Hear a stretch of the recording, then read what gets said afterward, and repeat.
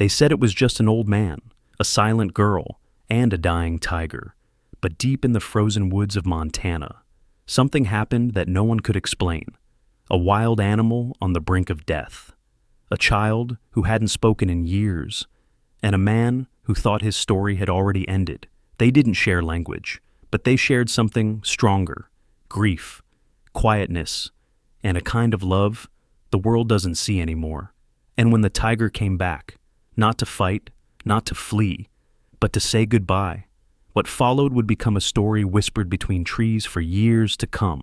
Before we begin, tell us, have you ever felt like someone was sent to your life? Not by chance, but by God. Before we begin this unforgettable story, would you mind sharing where you're from in the comments, and if stories of love, loyalty, and second chances move you? Please give this video a like and consider subscribing. The first snow of the season had arrived early in Bitterroot Valley, blanketing the pines in soft white and cloaking the world in silence. Montana winters were not gentle. They crept in with a hush, but stayed with a bite, along the edge of the Bitterroot National Forest. The wind threaded through the ancient trees like an old ghost, moaning low against the cracked bark and ice-laced branches. William Granger stood at the threshold of his cabin, a steaming tin mug cupped in calloused hands. 68 years old, tall but slightly hunched with age, William had the weathered face of a man who had lived more years outdoors than in. His white beard was thick and uneven, his silver hair often tucked under an old ranger's cap. A faded flannel shirt stretched across his broad shoulders, worn thin from decades of patrols and solitude. He had once been the region's most respected wildlife ranger, known for his near-mystical connection with animals. But after losing his wife, Helen, to a fire 10 years earlier, William had withdrawn from the world. He refused the city. He refused company. The forest, with all its wild rules and quiet mercy, became his church, his home, and his final companion. That morning, with the first snow still falling in soft spirals, William shouldered his canvas pack and headed toward the southern ridge, following a trail he'd walked for 30 years. His boots crunched across frozen earth and pine needles, and the only sound was the muffled hush of falling flakes. As he neared the edge of a stream, one that forked quietly through a gully not far from his cabin, he heard it, a low, ragged roar, not loud, not proud, but pained. William froze, his senses sharpened like they used to be when he was younger. The sound came again, more like a breath through gritted teeth. Slowly, he stepped forward, parting a curtain of snow-dusted underbrush, and there it was.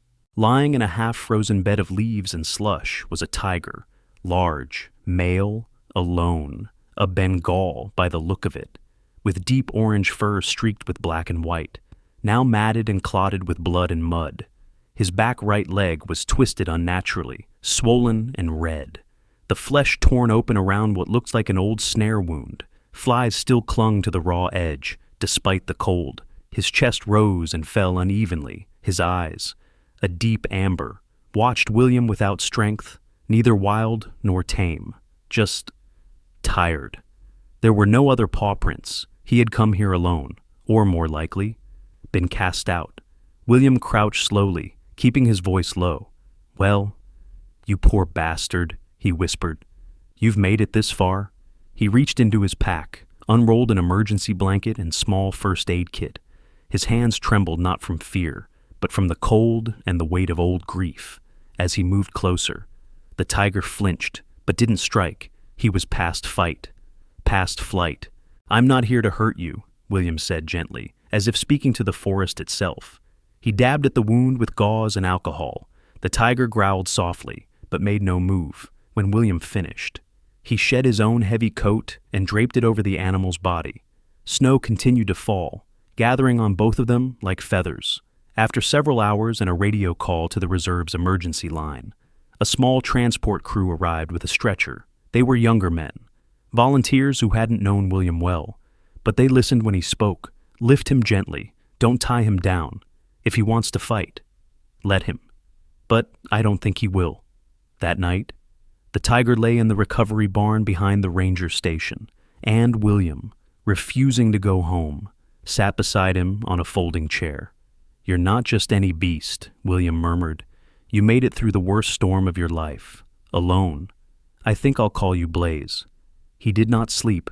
Several miles away, on the edge of the same forest, a small white house stood with a swing set buried in snow. Inside, Sadie Collins, 9 years old, sat cross-legged on the hardwood floor of her room, a thick spiral sketch pad on her lap. She was a petite girl with long brown hair tied in a loose braid, and eyes that rarely met anyone else's. Sadie rarely spoke, diagnosed with autism at the age of 4. She communicated best through images and colors. Her world was soundless to most, but vivid in lines and shapes. That morning, without anyone mentioning a tiger or a rescue, she drew something new. On the page appeared the outline of a large cat, broad shoulders, sad eyes, stripes like broken glass. She didn't name him, didn't even show her mother, but she drew with an urgency that felt foreign. Dr. April Collins, Sadie's mother, was a veterinarian who had left the city life to raise her daughter near the calm of Bitterroot.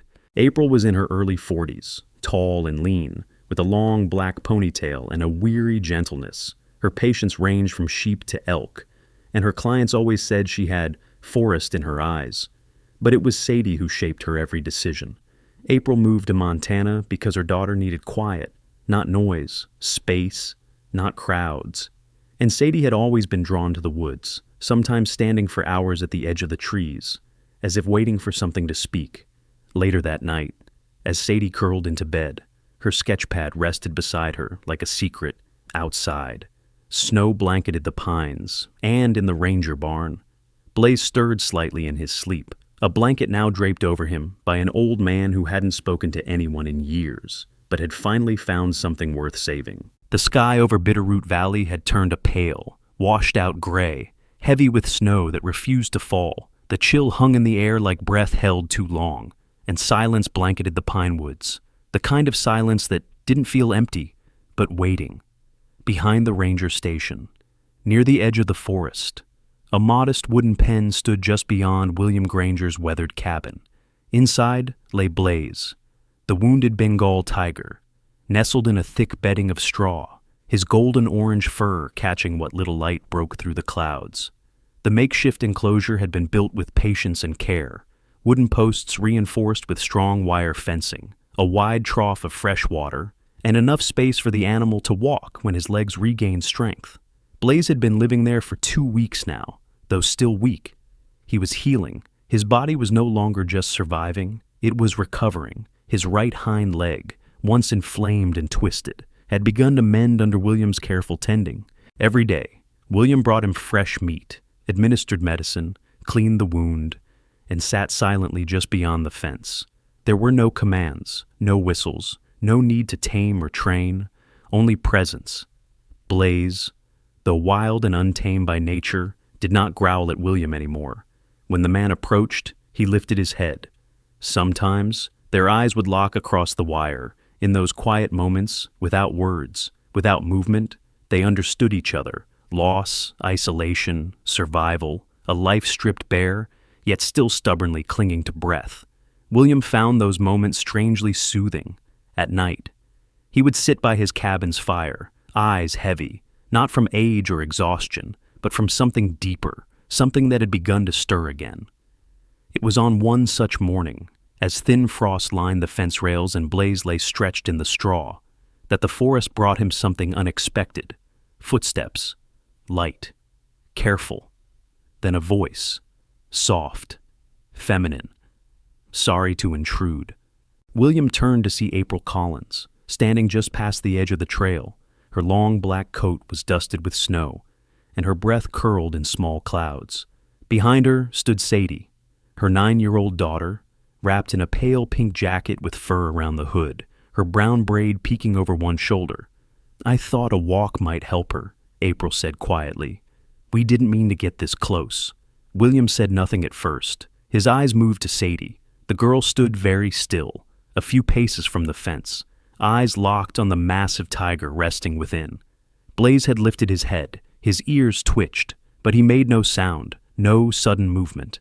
He watched her the same way he watched William, measured, alert, but not afraid. Then, to everyone's quiet surprise, Sadie smiled. It was the first time William had seen her do it, just a small upturn at the corner of her lips. And it was directed not at a person, but at Blaze. The tiger blinked slowly, then lay his head back on his paws with a huff that sounded more like resignation than threat. William cleared his throat. He hasn't done that for anyone else. April looked over, a trace of disbelief in her voice. She's never done that for anyone either.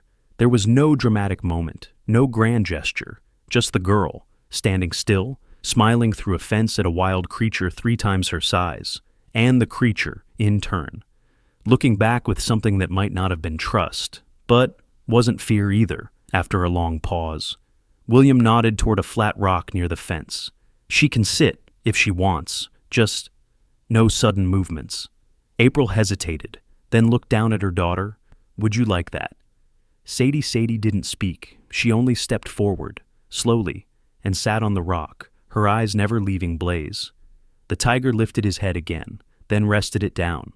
William stayed nearby, arms crossed, his usual distance maintained.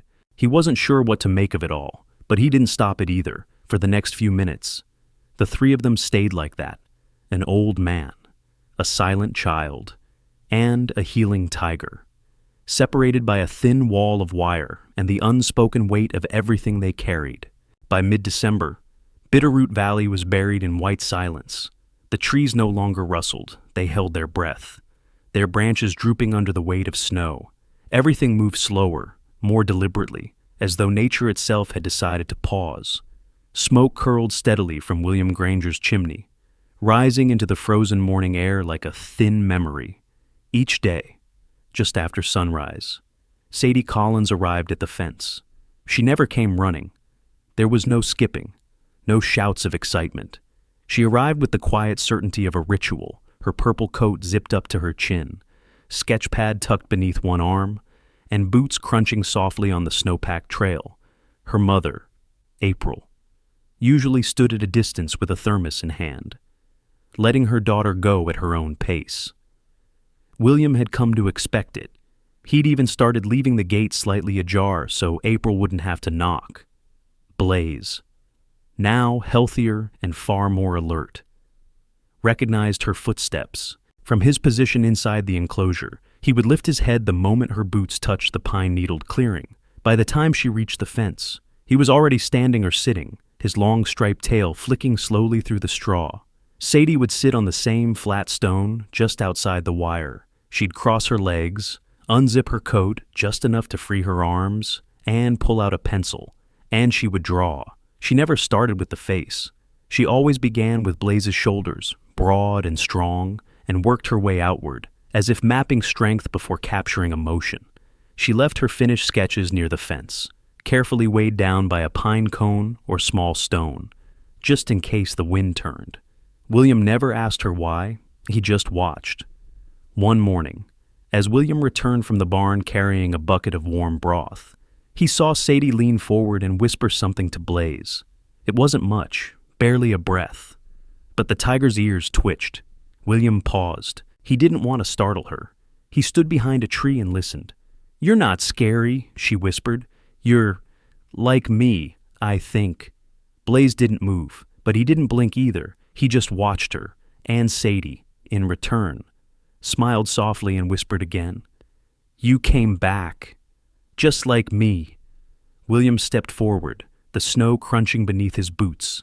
Sadie turned but didn't flinch. She simply looked up at him and then back at Blaze. "He listens," she said. William crouched beside her, his knees cracked, and he chuckled dryly. "Better than most people, I'd say." That was the first time she spoke to him directly. It wasn't much, but to William, it was a beginning. Later that week, April lingered longer than usual, watching her daughter sketch. William invited her inside the cabin to warm up, offering her a cup of black coffee. Inside was modest, rough-hewn walls, shelves lined with old Ranger journals, and a single photo of a woman on the mantel. "That's Helen," he said when he saw April's eyes land on it. "My wife." "She's beautiful," April replied. "She was the only thing that could talk me down when I was too proud to listen," William said with a half smile. "Lost her in the Lost Trail fire 10 years ago." April sat quietly, letting him speak. She was good at silence. Being the mother of a girl like Sadie had taught her how to listen to what wasn't being said. William leaned forward, resting his elbows on his knees. After that, "I didn't want to be around people, felt like I didn't belong anywhere that had walls or dinner tables." "But you stayed," April said gently. He nodded toward the window, where Sadie now sat beside Blaze's pen. "Now, I think I was waiting." April left not long after, promising to send Sadie with more paper and pencils. "She's been drawing more in the last 2 weeks than in the past 6 months, she told him at the door, "and talking. Not a lot, but it's something." That evening, William sat by the fire with one of Sadie's drawings in his hand.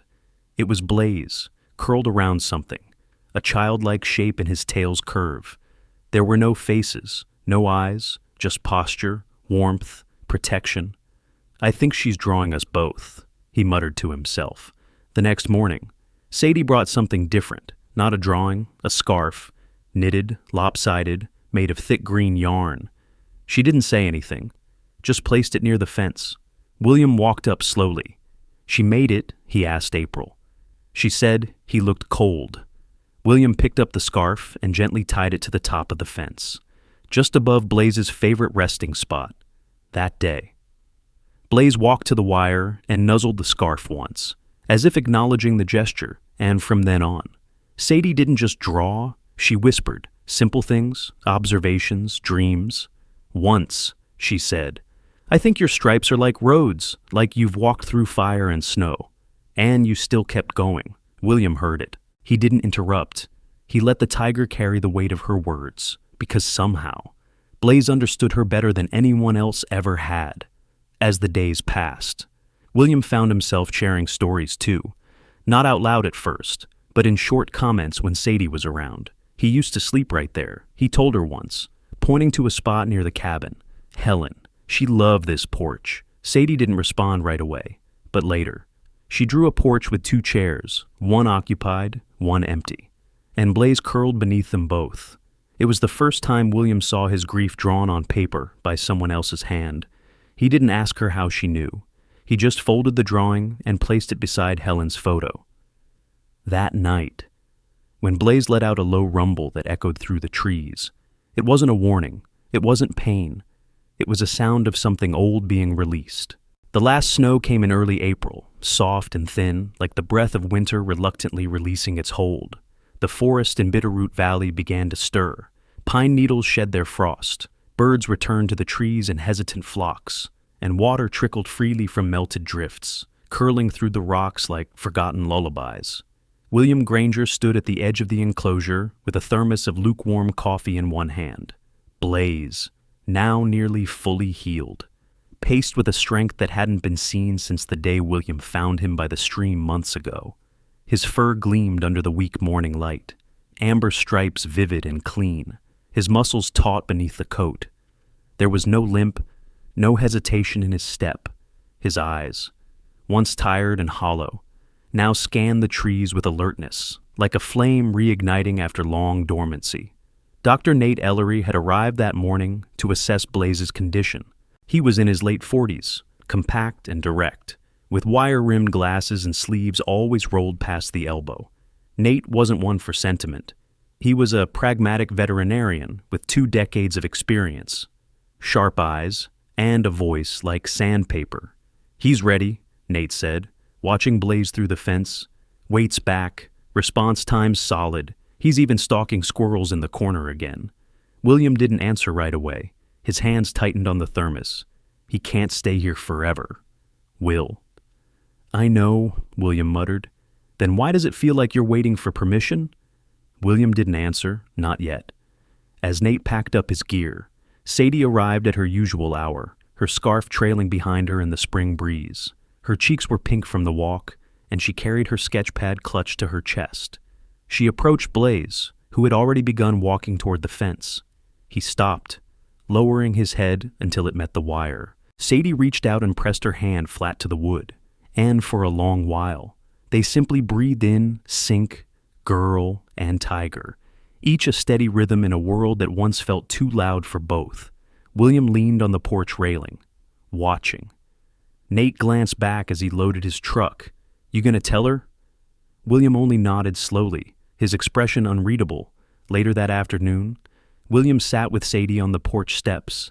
April stood nearby, quietly sipping tea. "He's going back soon," William said, not looking at her. "That's what tigers are meant to do: run, hunt, roam where no one's watching." Sadie didn't cry. She looked at Blaze, who now lay curled under the pine tree beside the enclosure wall, calm and alert. "I know," she said, "but he came here first. That means something." William looked at her then. Really looked. She had grown, not taller, but steadier. Her voice had more weight. Her drawings, left behind on the cabin table, had evolved from lonely shadows to full-bodied creatures dancing through meadows, always with one flame-eyed tiger at the center. That night, after the sky had deepened into purple, William stood alone in the cabin's small bathroom, gripping the edge of the sink. The pills sat unopened in the medicine cabinet. They weren't even prescribed to him, but borrowed from Nate after a reluctant checkup 3 weeks earlier. Congestive heart failure, advanced, treatable, maybe, but not out here. "I'm not going to the city," he had told Nate, firm and low. "Don't want to be poked and prodded under fluorescents while strangers call me Sir with plastic gloves." He looked in the mirror now and saw the cracks in his own face. The creases deepened, his eyes sunken, his breath shorter than it used to be after walking the trail. But there was a strange peace in him, too. The next morning, William rose before dawn. He moved slower now, his body less obedient, but he packed a satchel with Blaze's favorite blanket, a piece of venison, and a small carved figurine of a tiger that Sadie had given him. He opened the gate. Blaze stepped forward but didn't bolt. He paused at the threshold, turning back to meet William's gaze. The sun had barely crested the trees, but its first rays caught Blaze's mane like fire. William gave a faint smile and whispered, "It's time." Blaze turned, took a few deliberate steps, and disappeared into the forest, slipping between shadows like he was never there at all. Behind him, William stood with one hand gripping the post and the other wrapped tightly around the scarf still tied to the top rail. He didn't say goodbye. A week passed, then 2. Sadie continued to visit. Even though Blaze was gone, she still sat near the fence, still drew. But now, her drawings were of open fields, tall grass, and a tiger always in motion. Sometimes she drew a second figure, a man, smaller, slower, always behind, but present. One quiet afternoon, William collapsed while hauling wood. April found him hours later, lying near the shed, his face pale and slick with sweat. The ambulance was called, though he protested with weak groans. He was taken to the small medical outpost near the reserve. No fluorescent lights, no distant city sirens, just cedar walls and worn sheets. Sadie stood beside his cot. April sat on the other side, holding his hand. "You shouldn't have carried all that alone," April whispered. William opened his eyes slowly and looked past them, toward the window. "Wasn't alone," he said. Not really. A thick fog crept over Bitterroot Valley like a low-hung veil, curling between the trees and swallowing every sound. Morning light struggled to pierce through the mist, and the forest stood still, silent, sacred, waiting. The air was cold, but not bitter. It carried something softer, a hush, a knowing. The first sound was not a bird call, nor wind against pine.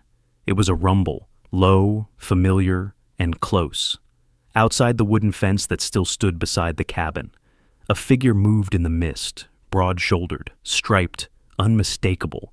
Blaze had returned. He did not roar to claim the space. He growled softly, like a question, a call. The cabin was quiet. Then the screen door creaked open. And Sadie Collins, now 10 and a little taller, ran barefoot across the frosted porch. Her auburn hair was loose, flying behind her like a banner, her voice clear and whole, carried through the cold morning. "Grandpa Will." She found William Granger on the old bench beneath the porch awning. his wool blanket wrapped tight around his shoulders, his breathing shallow, his skin was pale, a little translucent at the temples, but his eyes were open, tired but gentle.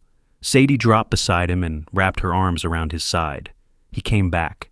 She whispered, pointing to the shape beyond the fence. William turned his head, slow as a leaf turning in a creek. There was Blaze, standing as if he had never left, muscles leaner, his coat weathered but strong, and eyes, those deep amber eyes, fixed on the porch like they had never looked away. Blaze stepped closer to the fence, letting his massive paw rest softly on the lowest wooden rail. William, with effort, reached out his hand, his fingers, frail but steady, brushed the tiger's paw through the slats.